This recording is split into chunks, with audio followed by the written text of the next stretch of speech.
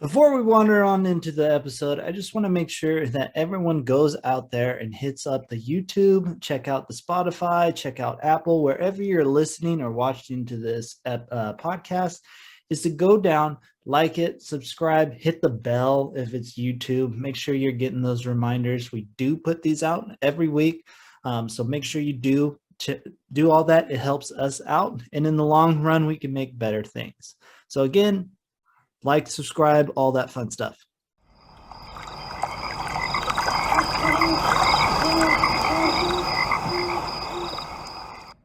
So during the 2002 Winter Olympics, they passed through the arch with the Olympic torch during the Olympic torch relay. That's so cool. Makes sense though, with it being in like Salt Lake. Like you kind of have 100%. I totally see why they did it. I just had no idea that they actually did. That'd be kind of hard because it kind of drops off on the side. We can wander our way over, because this is Wandering Ways. What's Bigfoot possibility?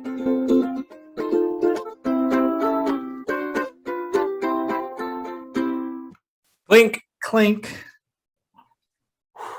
What's up, my man? It's been a hot minute since we've talked. So I longer know. than usual.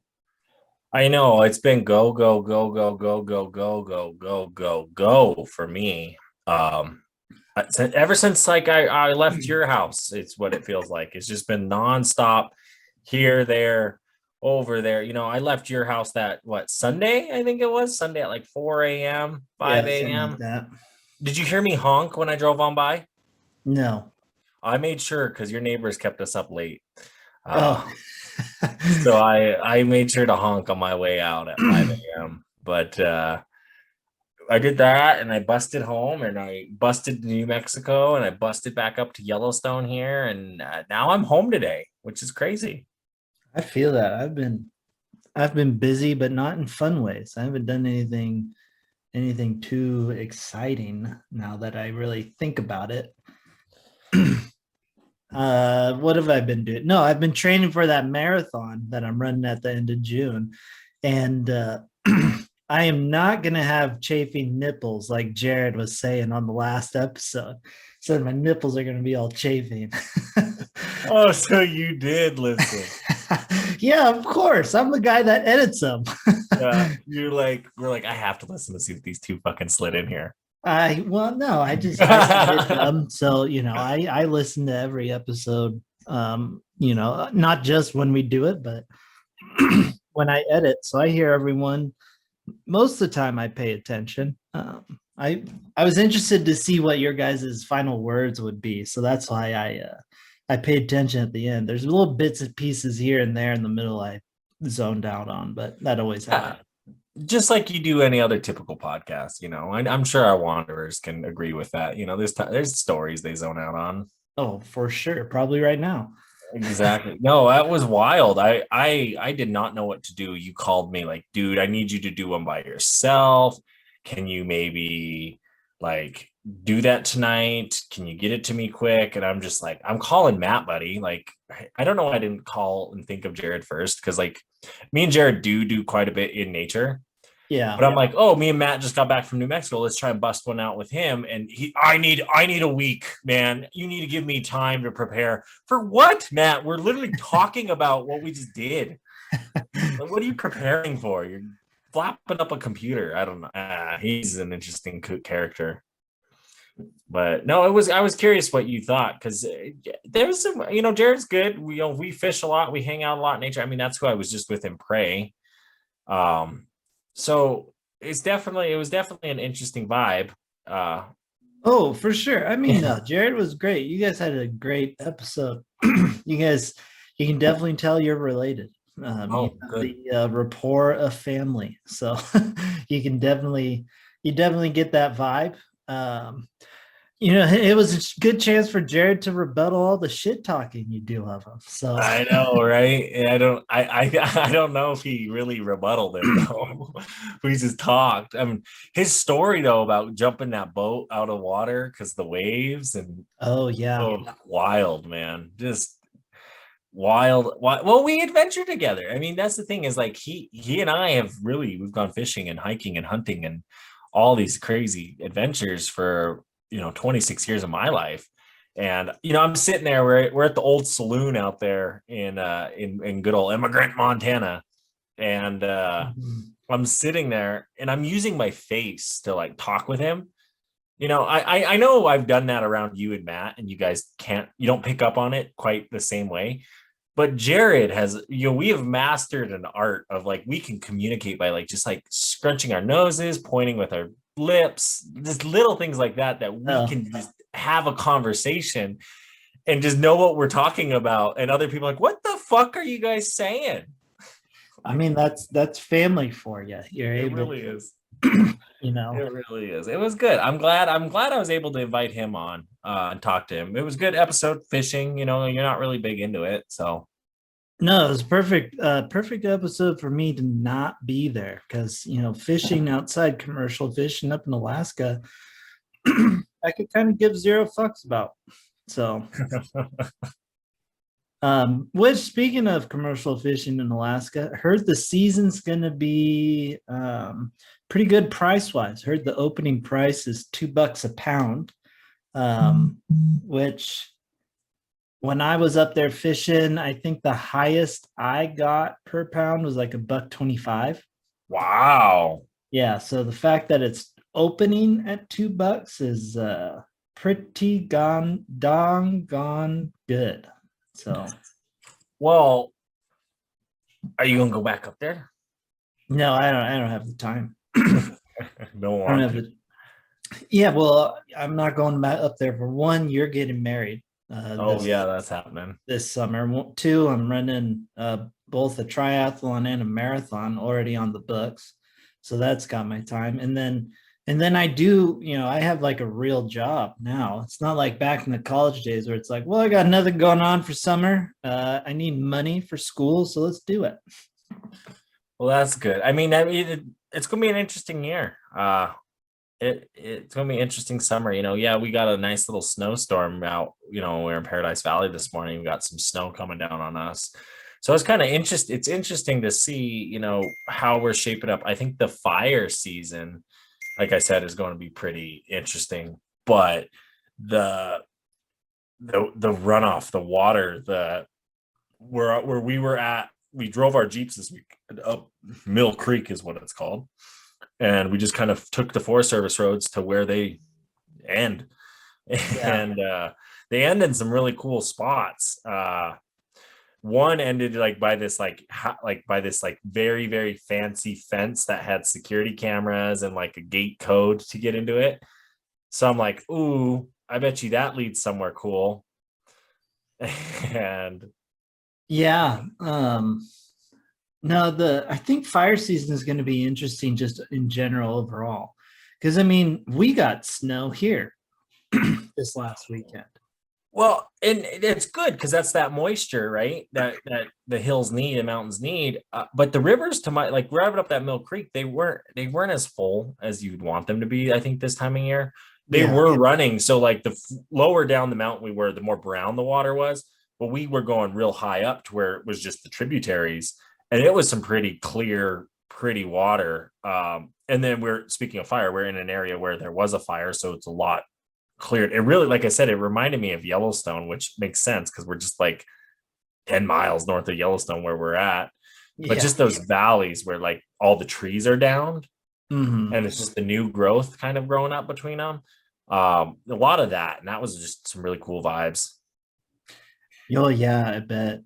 I bet like the areas kind of around Yellowstone. I mean, we've talked a little bit about it. And I mean, West Yellowstone and Beartooth we've been to, but I bet that like kind of northern part, northwestern part, I bet that's kind of a cool area that would be maybe worth maybe worth checking out. I don't know at the same time because it's like, oh, you're here at Yellowstone, might as well go. Right. This to me, you could definitely see they had a lot of horse posts for staging your horses. And Uh, when you're thinking of this area, this is national forest, so you can hunt this land. when they talk about a lot of elk hunters in this area, I'm sure these are some of those trails they're going back on with the elk. So, because you're up on top of these mountains doing it.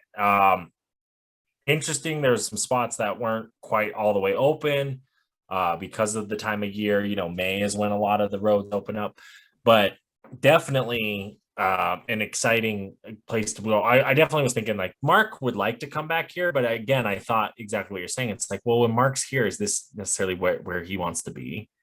Is Yeah, this and I don't know, to tell you the truth, because it's one of well, those. Maybe if I've gotten like my true full fill of Yellowstone, but I haven't because I want to like get into Yellowstone with like a gnarly, like, I don't know, like a 12-mile hike in a day or something. these would have more of that, which is interesting because it is the national forest land. You are on that north side of the park, so you're getting kind of the Lamar Valley vibes. So definitely a lot of wolf and bear activity in these areas. So that's also kind of like something to be wary of. But yeah, agreed with you. It's if you're not really into the back country, this area is not really for you. And it's like if we're staying at Jared's house, we're staying at Jared's house. Why do it's 10 miles out this river or out this Mill Creek, we're at his house. Why do we need to be camping back here? Other than just the camp. Mhm. But definitely a spot that like if you're looking for good off the country, those I don't know if you saw any of the drone footage or just any of the footage, but like these camp spots are right on that river. There's really cool, really pretty. Yeah, I haven't seen any of the footage outside the pictures you sent me today of the shower that you got. Well, you saw that. Okay. I was going to talk about this a little bit. So kick Yeah, I ass. saw. I told you it was the worst OnlyFans ever. I know I laughed. I was like, well, you're not wrong. I was wearing a swimsuit. Yeah, I know, but it's just like I randomly, it's just so everyone listening, they can understand my point of view on this one. Just randomly today, I got a message from him, 3 pictures, and they were just like him in this shower. And I was like, what? This is like close to unsolicited dick pic almost. So I just replied back, worst OnlyFans ever. No, it was actually really cool because we hooked it up to his house to just kind of give it that first test drive. There's definitely some things we're going to have to figure out, like that water heater itself, figuring out a way to hang it better Hmm. off the Jeep, figuring out how to find a good water source. I was talking like I'm gonna need to buy one of those tanks. I think that fit up on my Jeep to hold some water. I think that would be cool because with this propane, dude, it felt like you were at a hot spring. That's how nice this water was. And the shower flow itself is a decent enough, like it's a normal shower. Yeah, there you go. So you're getting a hot shower in wilderness with this. Dang, it's almost Yeah, glamping out here. honestly, off the Jeep, off the roof. So good. So I'm taking footage and videos and doing what we're doing. Me and Jared are left and right. And the guy from the company, he reached out to me. He goes, I've been following you guys doing this. This is great stuff. Here, I'm going to send you some more stuff to check out and review for us. So we're getting a headlamp Hey, there you and go. another shower head. I'm curious what this other shower head is. I was going to click on it and check out later, but It's like one of those waterfall ones where it sits right above you instead of like the. yeah, right. Well, it's there because the one that I have came with the water heater, but it's a good shower head. Oh, okay. Like, it's a good one. Like it's like I don't know if you saw the videos at all. No, I haven't seen the videos. You just got pictures. You'll see them. They'll be on the gram. They'll be all over the gram. Oh yeah, I'm sure of that. No, it's fun. I'm enjoying Instagram for the time being, so keep posting away. But that's not what we're here to talk to you guys about today.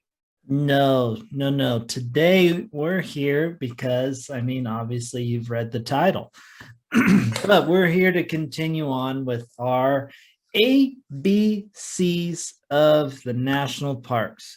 So, again, for anyone that missed the last ABCs episode, We're doing the national parks, quick facts, tips, like super quick, super simple, kind of like your cut and dry, dirty version of like a review slash about slash whatever of the national parks in alphabetical order.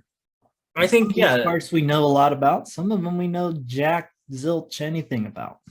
yeah, I like these episodes because like for this one, like Arches today, right?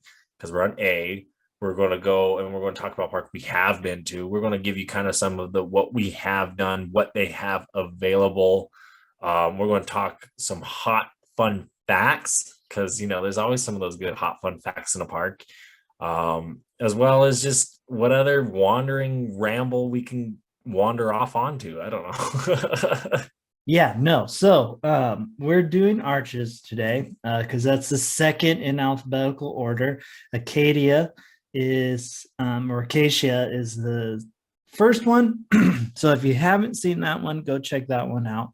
It is a doozy. It's a good one, but we're going to jump into arches, and I'm going to jump in just right away with a real quick fun fact. And it's one I think it's a great one to start off with because it's kind of the whole thing of the park. It has the highest concentration of natural stone arches in the world. And that's why it's a national park. That makes sense, though. It honestly makes sense because when you go there, it's just like arch here, arch there, check out that arch. Thea a long time ago had a nightmare. I took her to Arches National Park and I just drove by them all and we missed them all.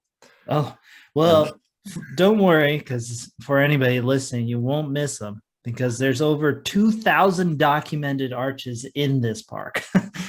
Damn. And one of our favorites, Delicate Arch, the Utah license plate. If you're unfamiliar, you go look up one of them Utah license plates. Yeah, if you've ever seen a Utah license plate, you've seen Delicate Arch. You've probably heard us talk about Delica Arch. You've probably heard me talk about how I think it would be the perfect place for like a tire swing or a swing of some sort, but you also at the same time don't want to do that because that's not nature. No, exactly. I didn't know in 1929 they made it a national monument to this area. And then in 1971 is when it became a national park. Oh, really? Fun fact. That is. 119 square miles. That's how big the park is? With those 2,000 arches in there. That is. So going back to Delicate Arch, though, I got some facts about Delicate Arch. One that is actually cool, and I did not know that this actually happened. So during the 2002 Winter Olympics, they passed through the arch with the Olympic torch during the Olympic torch relay. That's so cool. Makes sense though with it being in like Salt Lake. Like you kind of have 100%. I totally see why they did it. I just had no idea that they actually did. That'd be kind of hard because it kind of drops off on that one side. Yeah. So I'm curious how they did it. But it's also like 18 meters tall. I think that's how big it was. It is not was, it's still there, which is 60 feet tall. It is a really cool, this is kind of one that I think everyone should almost go and see. The hike's not too bad if you do go to it. I think it's just like a 3-miler, and that's it. That's if you want to walk up to it. And yes, there's going to be a crowd. You look at the Arches website on National Park website. There's people. I like that they show the people sitting there kind of on that side of the bowl. So you get an idea. Yeah, because it is like you're not there alone. I mean, unless you're doing it early morning or late night, but even then, there's some of those star hikes in this park that they offer. And I'm sure Delicate Arch is one of those spots. But there is even I never did it, and I don't know if you've done it, but there's even a viewpoint for I have done the viewpoint. The first time I went to Arches with Vince, because we did the Devil's Garden, we just did the viewpoint because it was getting late and we were extremely hungry, and so we were heading into Moab to get food. That makes sense, but the viewpoint's not bad. You can still see the arch from quite a distance. It stands out, but definitely if you're able to do the hike, I would recommend this is one of those. Like it's not too hard unless it's a hot day, Hmm. You have the petroglyphs as well on this hike. Yeah, And there's actually quite a few. I had a fact actually about your petroglyphs there. Now you're gonna make me find it. So, well, me uh, and Matt, um, we went and checked out Petroglyph National Monument in Albuquerque when we were there. oh really? How was that? It was wild. It was cool. Definitely a hike in the desert in early May. So I'm wearing like jeans because I'm down there for a work trip. Probably should have brought a pair of shorts because it was hot. Oh yeah, And that's something with arches too. It gets hot down there. I think people think the desert gets cold, but it also gets real hot. it does. And actually, this is a super pro tip. I think I may even edit like a brown brown brown because this is actually a big tip when it comes to this park. There is no place to get water inside the park. The water comes all at the visitor center, which is right at the entrance. So you can't go to like a trailhead. There's not going to be water there. Campground's not going to have water. There is no water except at the visitor center. It is good water, very good water. We tested it out, tried it out, loved it. But that is the only place you can get water at that park. I did not know that. I That's good to know. That Yeah. really it makes sense though, because like they you're in the desert. Where else are you going to get it? And that visitor center is close to that. I think it's the Colorado River, Green River down there. Yeah, I think so. But I mean, One that's of the those. only place you can pull the water up to come through a spigot. So, Yeah, no, yeah. so if you are going and you're going to go do a longer hike, make sure you have water. And if you don't, make sure you stop at the visitor center. You should anyway, and load up on your water. Maybe get like a gallon filled up there. I think that's what Vince and I did when we first did it. No, it makes sense. That's definitely something you want to do. Like that arches hike, if we're doing that delicate arch hike, you and me again, definitely need water on that, to get there. What I like about this park too is walking in the desert. Yeah, you're walking like on the sand, like you're in a beach at sometimes, but then you're like also walking on the rock. It feels like you're just walking down the street, just because of it. Some places it's so smooth that you are just walking on it. Yeah, this is a real fun place to hike.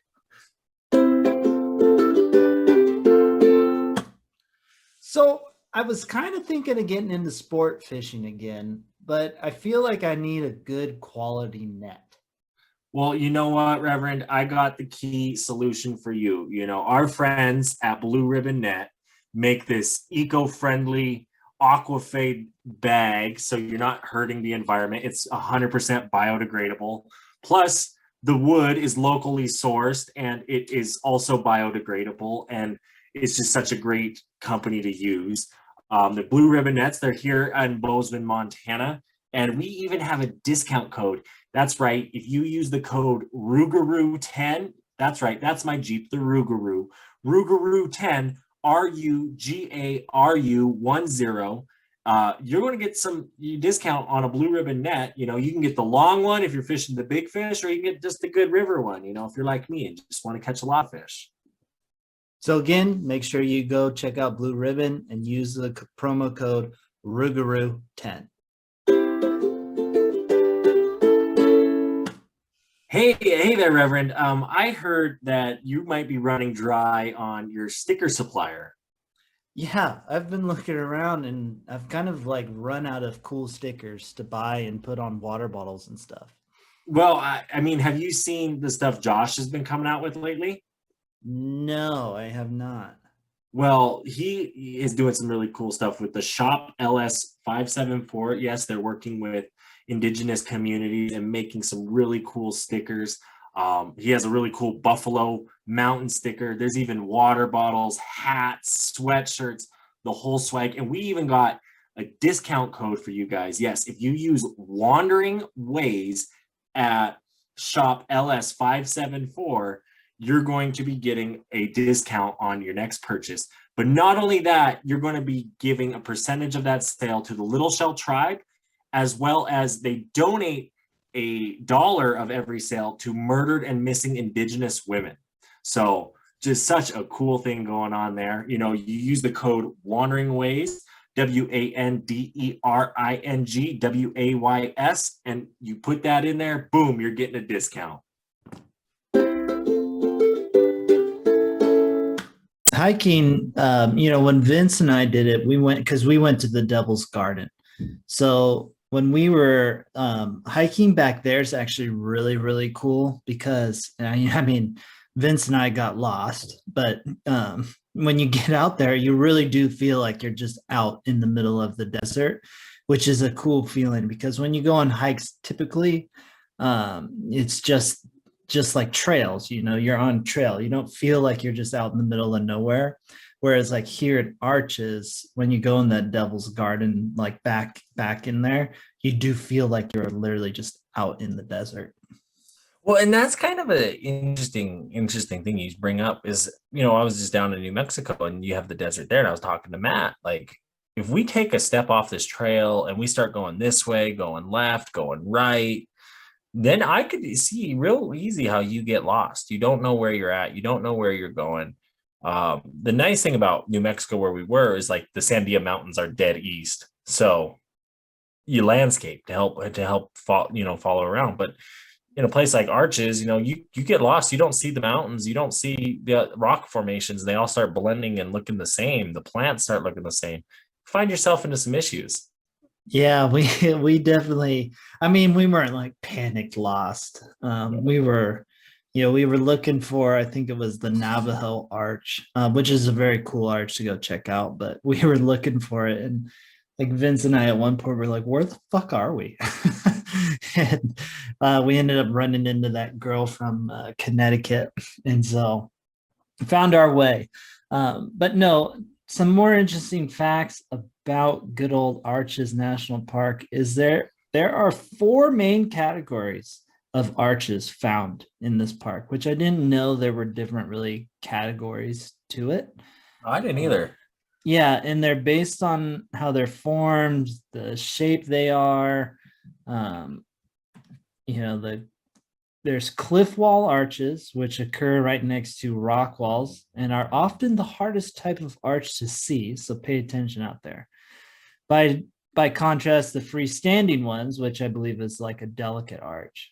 And then there's a pothole arch, which are formed with a small pit on top of a rock, meets in the middle with an opening on the side of a rock wall. And then finally, natural bridges. Okay, and like we've seen quite a few of those. That's interesting. Yeah, I didn't know that they had like categories. I kind of just assumed that they're just rocks.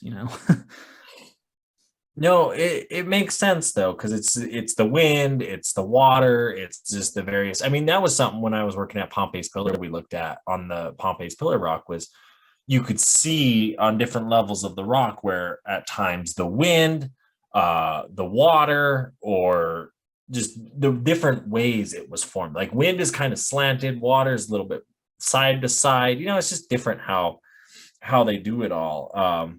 The geologists and whatnot like label it, name it, and understand it. Because I think when we understand where we've been and where we're going, you're gonna find some. I'm trying to think. Some guy told me, oh, in Yellowstone Park, there's some of the rock layers you're able to actually find sea life in the rock layers because it was an ancient ocean at one point. Fantastic segue into the next fun fact about Arches is it used to be all underwater. There you go. So no, and there's a lot of land like that used to be water, and like now it's that's the desert. And so I'm sure they found some crazy things. Well, it's interesting too, because like you're exactly right. Is like how desert is and how water used to be. We've dammed up quite a lot of stuff in the deserts. So think of like Lake Moab and Lake Mead and these large reservoirs that we just threw up a dam to hold water for our large cities. But in reality, that water should be moving that river at all times of year. There should be certain years where it's flooded higher in certain areas, lower, but we're not allowing the river to breathe and be like that. So those things down dam that used to be underwater or covered up by water are now not. And what does that mean? We don't necessarily look at that. And yeah, like this used to be an ancient ocean. Like water, yeah, it's forever changing. but that took millions of years to dry up, not 1 year because we built the dam.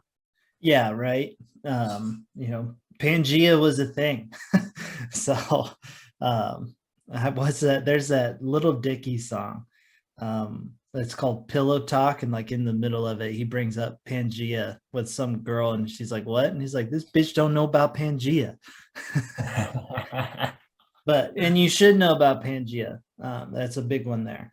No, but with arches being underwater, I mean, I'm sure that helped form kind of the landscape, or at least it set the foundation to then create it through the wind and ice and just regular rainfall. I mean, Arches doesn't get a whole lot of rain. I think I saw it gets like 8 to 10 inches a year.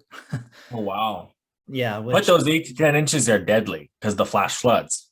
Oh, yeah. Right. It's 8 to 10. Really what it is 8 to 10 in one day or something. Yeah. But, or I don't know, maybe it's like 2-3 days, but when you get the rain, the problem with those flash floods, they happen up in the mountains and they work their way out to places like this. I was telling Matt while we're in New Mexico, same thing down there, the desert. Like they built these giant arroyos, which kids will go take their skateboards and skateboard around in because they're cool like that. But you're getting snow and rain up in the mountains, that thing's coming right down, and that hard desert dirt doesn't hold the water the same way. It pushes it down these washes. And that's part of actually this book here. I have Secrets of the National Parks. I've referenced it before on the podcast, but some of those washes are things you can actually hike up. And like you can hike these trails and the different times of the year when it is a drought, it is desert. You're not going to have water there, but those desert oases, like because of dams, again, we dry those up. You're not going to have those. So where wildlife once roamed and did well, we look at the elephant in Africa, like I'm sure there's dams and reservoirs over there too that has affected those areas. Oh, 100%. That is some not cool shit. That is not some cool shit. But speaking of cool shit in nature, I know the people are wanting it. It's been 2 weeks since they've seen one because you and Jared didn't get one in last week, which is all good and all. But in honor of that, I found one that I think would have been great for you guys to do. I feel bad because like I think he would have enjoyed it. I mean, we could have. I don't know if you heard the story about the moose he saw that day. Where I don't know if I don't know, maybe. But he was just fishing, he said, and he saw a car pull over because it saw a moose, and then he saw the moose and got his drone up in the air and was like looking at this moose lay down. I mean, perfect. Oh, this is one of those giant sturgeons. Yep, and you guys talked about the sturgeons, so I thought this would be a fantastic one to show because this is a freaking monster. It really is. Those are those ones up in British Columbia. They grow to like 11 feet. Yeah, this is a absolute like massive fish. So you reel it in and you don't even land it because it's that big. Could you imagine the fight that thing would give? I think they do fight, but I also think part of it is it's like reeling in a long log, like a big fucking tree trunk too. Yeah, I mean that's reeling in a trunk. Yeah. That is a massive fish here. It's crazy that they're just swimming in those rivers like that too. I know, they just sit at the bottom and bottom feeders. They are though. I would like to catch one, and that's what he said about those river monsters. I didn't realize that guy, he went and caught them all. Yeah. Next one here. This one I think you actually sent me. This one's from the Nature's Metal. Yeah, I think I did. Where it's like a cat gets a little rabbit, and then an owl takes it. Right, just like that. The cat thinks he has dinner, and the owl said, "Thank you." And look at the cat just in astonishment, like, "What just happened?" He's like, "What the hell just happened?" But I like that. I like that he has the rabbit there. The cat's like, "I'm taking you in," and then I don't know why he lets him go. Yeah, I think the human scares him. Oh, that could be it too. But then he's like, "Oh," and boom, get it back. And then the owl's like, "Thank you, come again." Yeah, and this comes from one of our favorite Instagram accounts, Nature's Metal. That is a good one. I Yeah, send you quite a bit. yeah, I know. So hopefully in the future we'll be able to actually get some more of those in. Um, but that's some cool shit in nature, seeing It giant is. fish and then owls and stuff taking out little critters. It's the circle of life. It But is. The one thing all life shares in common is death. So it's all right to share it. this is true. That is true facts. But going back to good old Arches National Park. This one is kind of an interesting fact about it. One I did not know, one I do not fully understand either, because it's not my field of expertise. But the soil in Arches National Park is alive. Biological soil crust, also known as cryptobiotic crust, is made up of lichen, mosses, green algae, fungi, and cyanobacteria. One of the Earth's oldest living organisms, cyanobacteria, help form the soil and oxygen and generate oxygen. The biological crust remains dormant during the dry parts of the year, only moves around when wet. It plays an essential role in protecting the land from erosion and should not be stepped on. Good to know. I had That's no real. idea either. So don't walk on the soil there. Yeah, so be I would normally say be bear aware, but this time be soil aware. Watch where you're stepping because you're destroying an ecosystem. Really are. I mean, but that's the fragility of the desert, and I think the sad thing about our deserts is you watch them, they're not shrinking. They're growing, Well, and we're creating new ones. well, that's not good. Desertification is what's happening because we're in the middle of a climate crisis. But I get what you're saying. Like we're losing the the real life of the desert. If we destroy that, then it literally just becomes kind of dust, and then we have bigger issues. Yeah, what he said. No, it's a cool park. I was looking on their website real quick here just to see like, well, what is there to do in Arches? They have the auto tour, which is that 18-mile road that they have there. What we did, what most users do is they go to the park, they drive their car. You can backpack. There are backpacking zones where we could actually go back in the backcountry and camp. Biking is big in Arches. You can rent bikes and see other trails at discovermoab.com. There's plenty of camping. There's a nice campground at the Devil's Garden, which gives you phenomenal views of the park. People have canyoneering permits available in the park, so you can go in canyon. There's some commercial tours you could take while you're in the area. They say their trails range from 15 to 5-hour hikes in this park. So you can find like real quick ones or all day ones.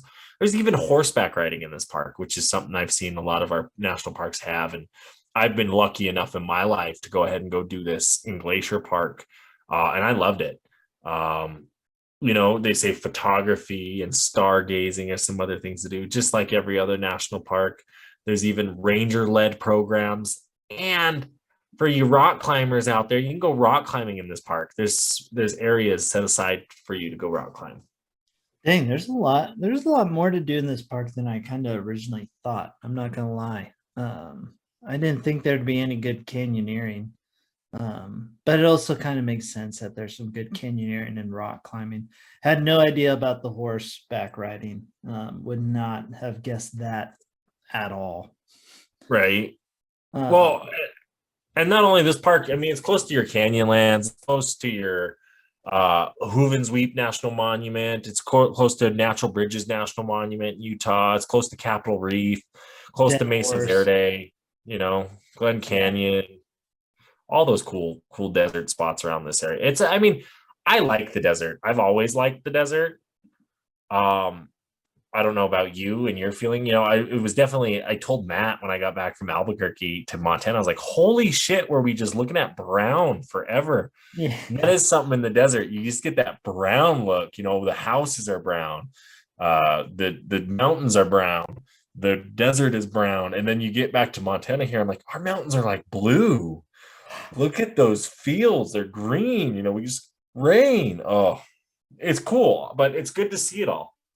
Yeah, I mean, I'm not as huge of a desert fan as like you. I enjoy the desert a little bit, but I like my green. I like green. I like it wet. Wet and green is like my um ideal kind of atmosphere, or up in the mountains, but it's still pretty I don't good. blame you. But I mean, don't get me wrong, deserts are cool.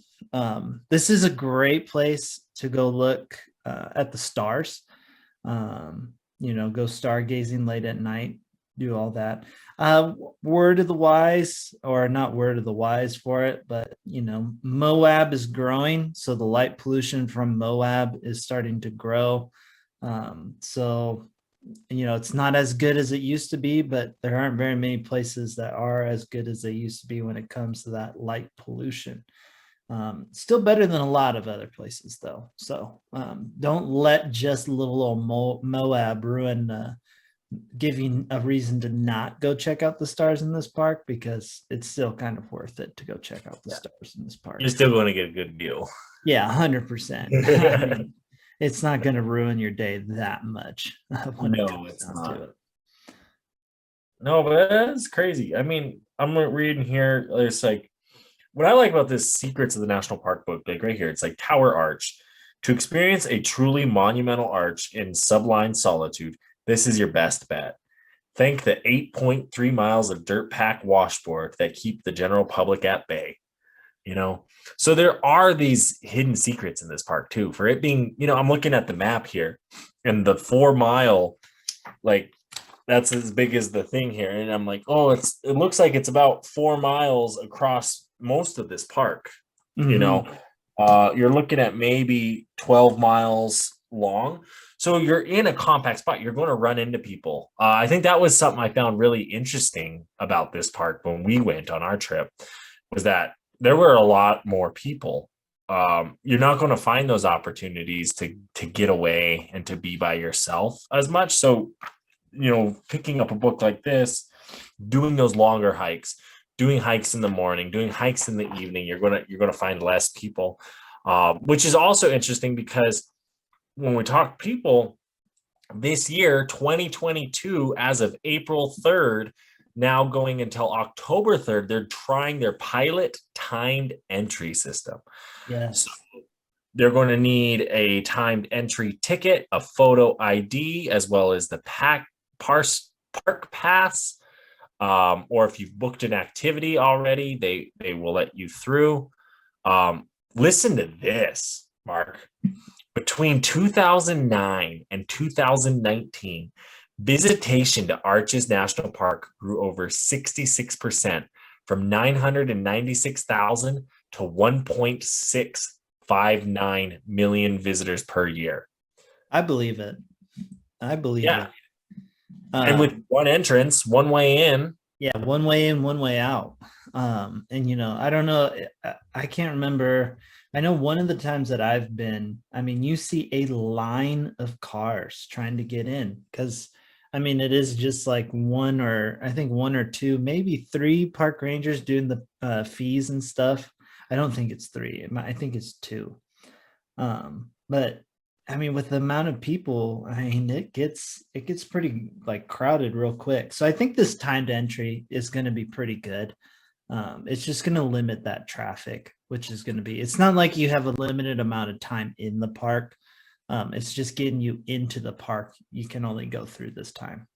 Well, and what I like about that too is you kind of hit it on the head. It's not necessarily limiting the number of people coming into the park. It's limiting it's just spreading that out. It's like, yeah, instead of you all getting here at 9, some of you are going to come here in the afternoon too. Yeah. You're just going to have to work it around your trip. And there's nothing wrong with that. Like, you have Canyonlands, 10 miles away, if that. You have Moab that's 10 miles away. Yeah, there's a lot to do in this area, so like it's not that big of a deal. Although I will say, you're probably going to want to look into this getting that pass ASAP, because I don't know about arches, but I do know the timed entry up in Glacier is like stupid booked. People are already like days are already sold out for passes, and you have to do like the 48-hour pass like when you get closer to the date, which those aren't guaranteed either type deal. So and that the Glacier one's for the going to the Sun Road. That's not necessarily into the park, but those passes are getting filled up in that park. I can only imagine it's getting filled up at Arches as well. Well, that's good for us because we got an activity in Glacier that'll let us in. So I'm super excited, and I'm sure if you're unfamiliar with the timed entry system, that these rangers will walk you through it. They'll be able to be like, hey, here's kind of our solutions for the day since you didn't Mhm. book this in advance. There's always something to do in the national park. You might not be able to do going to Sun Road because it's blocked off because of a fire, or they just decided to plow it later in the year. And you can go find something else in that park and make that memory and make that moment, because or look at the taking Bobby and Matt to Glacier that time with us. We didn't going to Sun Road, and that's a spectacular opportunity to see that park. But instead, we went and did a hike on the south side of the park. And that's one of those hikes that we always reference and always talk about because it was the journey, it was the people, it was the adventure. Yeah. If you're curious where you can get the passes, it's recreation.org. That's kind of the place to get a lot of different passes or campsites or anything.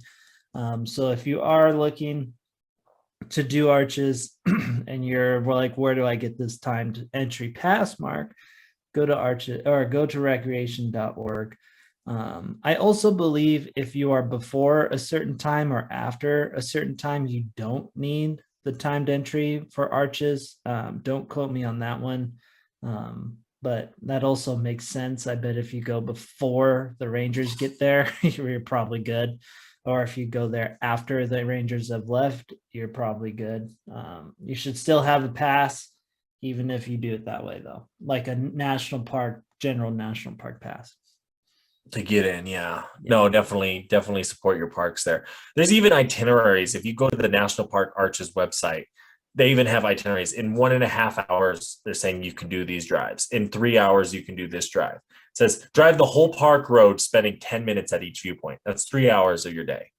100%. They give you great things. An evening in Arches National Park, easy hikes, just great things that our tax dollars are going towards. It's funding these. It's funding the people building this stuff. I enjoy looking at it all. I like Arches Park. I like seeing it. I've only been there the one time. I definitely want to go back. Yeah, Arches is cool. I definitely want to go back as well to Arches.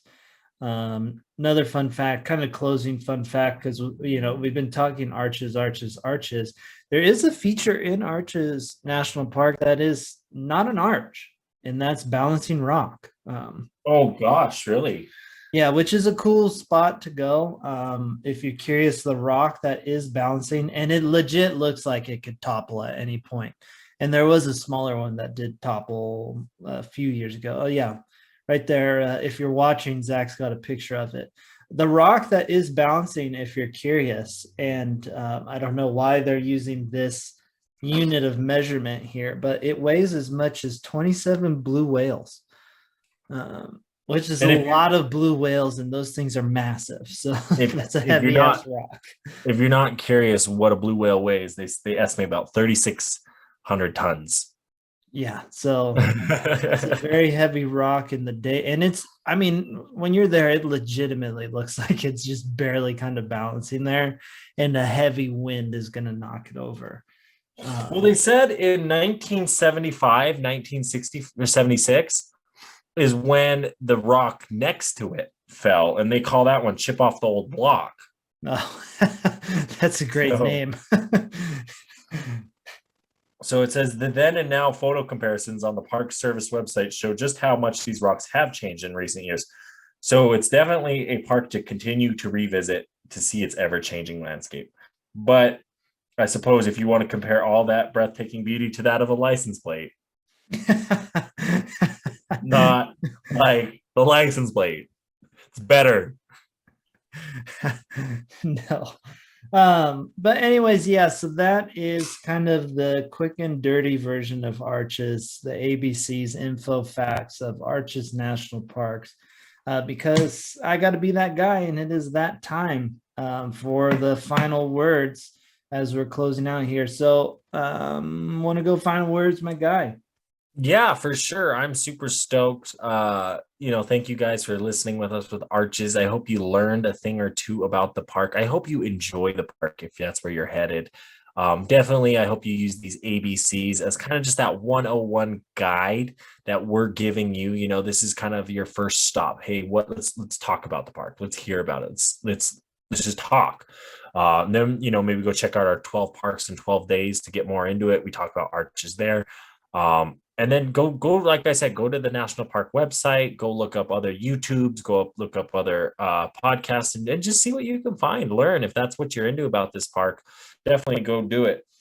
There's a quote here. I got this book. It's Subpar Parks. And this is It's a great book. I got a poster here. I got a poster literally right here. I'm gonna grab it from that same. This one's actually about Crater. So, it's just something to look at and leave.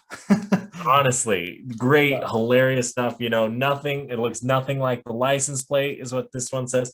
But there's a quote in here. I think this is a good quote for you.